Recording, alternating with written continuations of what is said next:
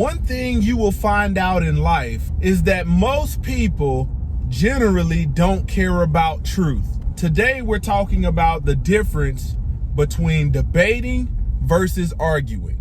Let's talk about it.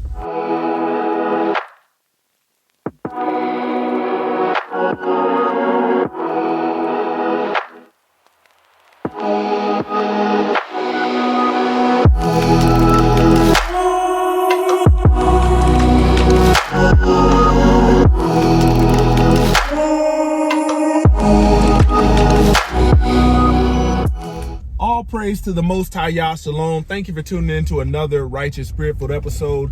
Today I'm back at it in them trenches, handling that kingdom business. Man, I learned a very, very important life lesson, and it has a lot to do with being counted as wise. You know, back when we saw Geno Jennings pretty much stand and beat and air swing in the pulpit that he would debate anybody after giving false teachings that he came to very vain, worthless conclusions due to reading the stuff out of context and not knowing the Torah. When the word says, I speak to them that know the law. When his card got pulled and Pastor Dow said, hey, I'll take you up on that challenge because I know you're reading it and teaching out of context. You know, later on, it would be exposed that in arrogance and pridefulness, Geno Jennings would say, man, I teach the Sabbath, but I don't teach people to keep it. Man, what you will realize in this lifetime is people care about their feelings, their emotions, their opinions, and will try to pass those off and project those as truth. And this is when we get down to the spirit of understanding, the spirit of truth, the Ruach HaKodesh. People that love the truth don't run from the truth. Man, you'll find out that when you watch a public professional debate, I'm talking about in a professional sitting where there's structure, man, it is just jab for jab, blow after blow of truth. What either happens is somebody's gonna tap out and say, you know what? I was unprepared. You know, I didn't have as much information as you had. Possibly they go the full distance, and at the end of that, a decision will be made based upon who articulated the facts, the truth. The decision is not made about provoking emotional stimuli or response from an audience or a crowd like Pastor Geno Jennings does. It's about, okay, who has contextual, historical, biblical evidence or evidence supporting the topic that's being debated. Man, I learned a very important lesson. Man, you have the worldly folks, and listen to what I'm saying. The worldly folks, and I'm including the Christians in that are not set apart, who will argue you about dumb stuff, but nobody wants to debate the truth. Okay, I'll give you an instance. I can say this. There's not a Christian out there that is willing to debate and provide biblical truth for the holiday they keep called Christmas. Now, you can give a lot of feelings, opinions, and emotions about what you think about it, but you can't point back to Bible, not using the 66 books or the 80 books, you know, that's found in the original KJV, You go even further than that, you go to the bishop, the Geneva. You're not going to find it in there. But what you will find is we're told not to follow their ways because the heathens' customs are vain. And then we see the heathens practicing their vain customs during the Maccabean period on the 25th day. Nobody wants to take that debate because when you think about it, it would be a shit show. It would be embarrassing for you not to have any truth. But this is what people that won't debate for the sake of the truth will do. Man, they'll argue you up and down. And just like Geno Jennings' minions, they'll make videos to just pretty much do like a barrage attack to try to silence the truth. And it's the same way, man. From that moment, that incident in my house, man, from that moment, the way I ran my house changed. At that moment, you know, I was no longer having arguments in my house because I'm like, okay, when you look at the definition of an argument, I'm gonna post that in here so you can read it. Take a moment and read a definition of an argument.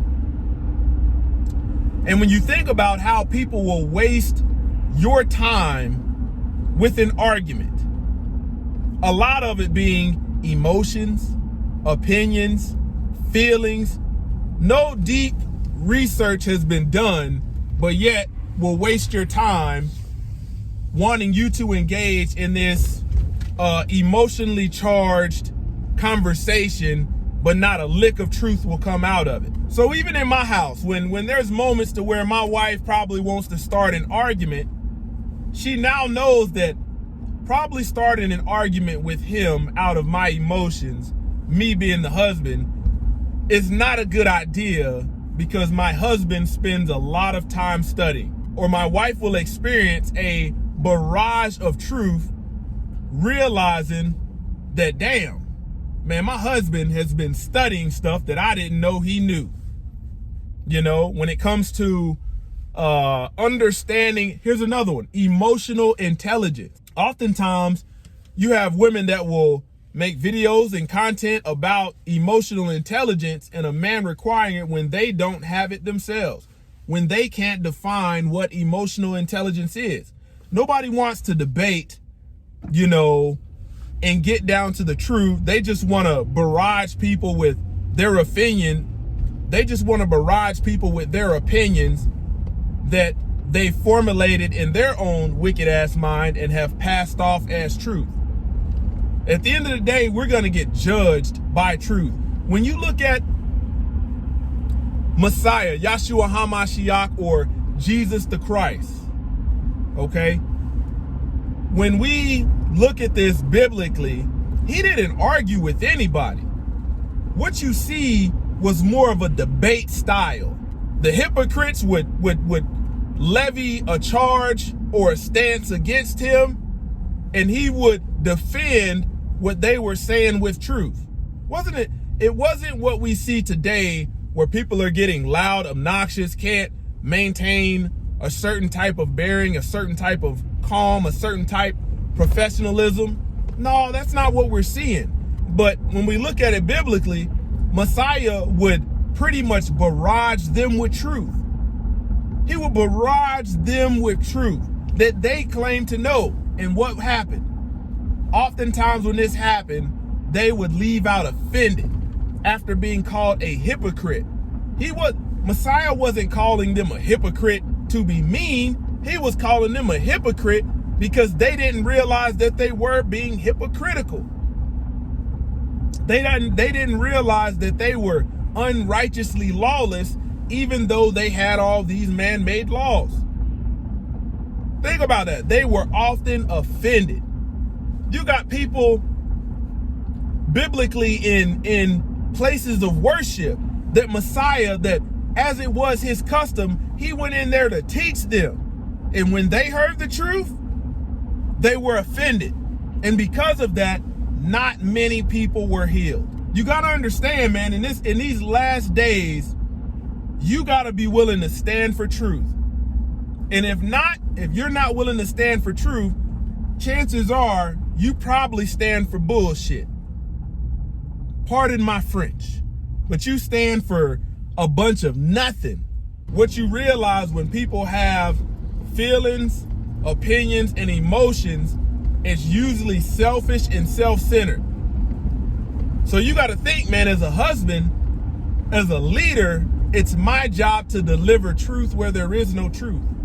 Especially in the household, I have to deliver the message that nobody wants to hear in order to maintain structure, in order to give correction. Man, you'll realize that most people are selfish.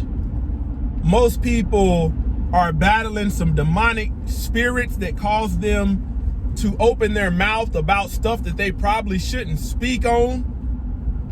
But because they can't tame their tongue, because they don't have any self-control, they'll argue about all kind of stupid stuff. It's okay, here's another one. Man, you know we're in the last days when we have men and women lawless trying to define what is a woman. You're hearing all these politicians, all these scholars just lost as hell. Well, what is a woman? Well, what is a man? Like, nobody wants to publicly, debate where there's structure, a moderator. You got to think, Geno Jennings thinks he debates.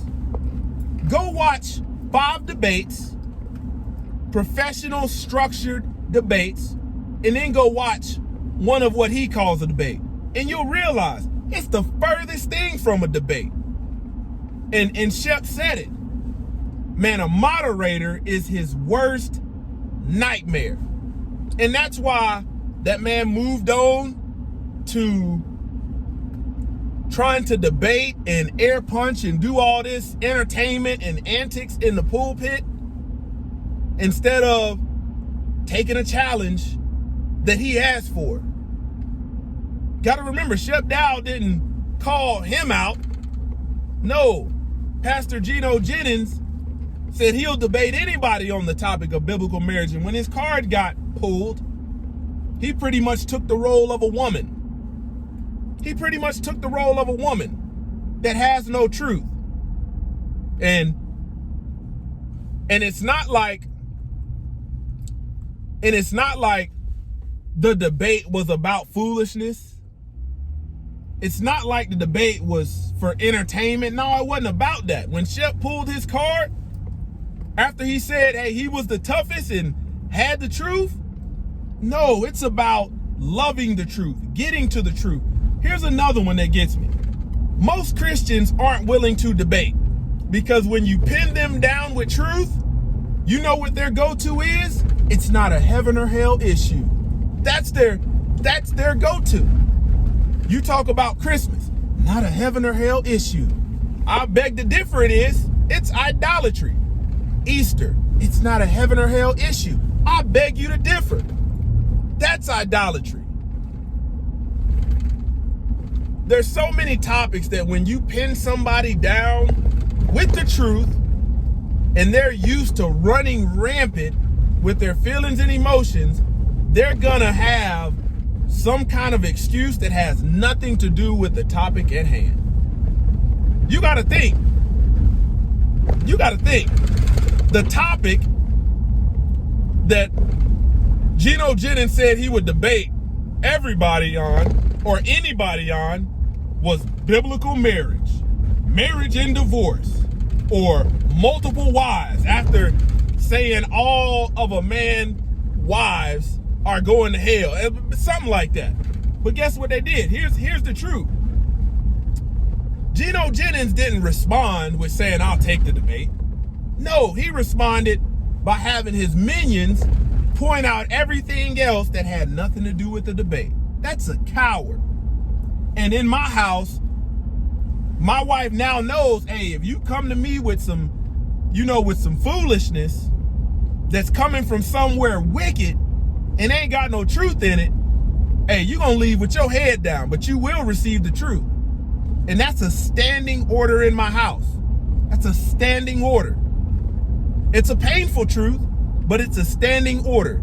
There's times where my wife experiences certain things and I deal with her in a way appropriately, but it's not regarding argument stemming from emotions. You know, she may be feeling something, I help her articulate that, but anytime just somebody wants to have an argument out the blue, hey, that's why I spend time studying. You're not gonna sit up as a Christian and tell me that there's only 66 books in the Bible when you don't know your history. Like, let's debate that. Let's debate that. Let's see who wants their boast tested. Have your boast tested as a man or a woman. Most people aren't willing to do it. When you talk about tithing, the truth about tithing that the church don't teach you, most people nobody's willing to debate that. Why? It's bad for business. Here's another one.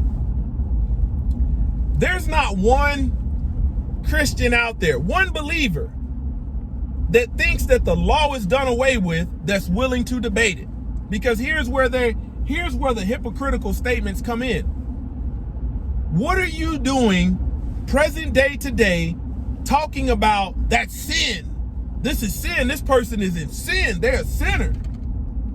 If the very thing that tells us and lets us know what sin is, you say it's done away with. This is why they won't debate. They don't have the spirit of truth, don't have no understanding. When the word says sin is the transgression of the law. These folks talking about the law is done away with. Then you look at Romans 3:31 and you realize when the Romans asked, do we do away with the law? They were told, no, you uphold the law. So you're not found in transgression. You got to look at it, man. There's a lot of so-called hard in the paint Christians. And really, if they believe the law is done away with, they're lawless. And they will hear part ways for you workers of iniquity, lawlessness. You know him, but he don't claim to know you. You got a big problem. There's a big difference between debating and arguing. At the end of a debate, a decision will be made based upon who could articulate to the best of their abilities to the truth. In an argument, oftentimes people leave out mad and there's possibly no truth at all. Look at Geno Jennings, how he conducts himself in what he calls a debate, and then go watch 5 formal debates.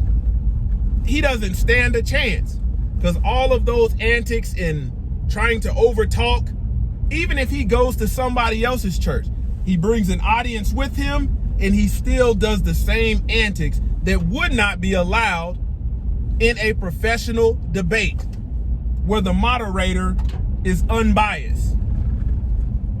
He would get wore out.